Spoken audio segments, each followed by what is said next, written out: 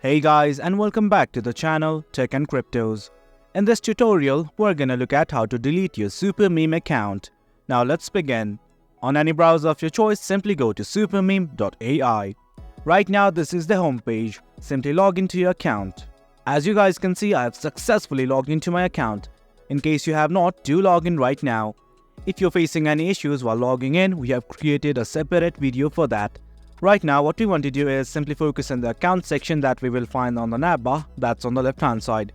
There's subscription, custom watermark, and finally profile. Click on this profile tab right here. You will then be redirected to a page like this, that's profile. Scroll down. You can see your full name. You can add your profile picture. You can also update your email address right here.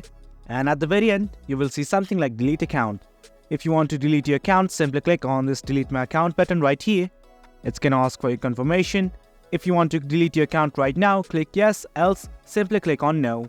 And as you guys can see, our account has been successfully deleted. Well guys, that's it for the video. That's how you delete your Supermeme account. Hope you guys found this video informative, and for more content like this, do remember to hit like, share and subscribe. Thank you.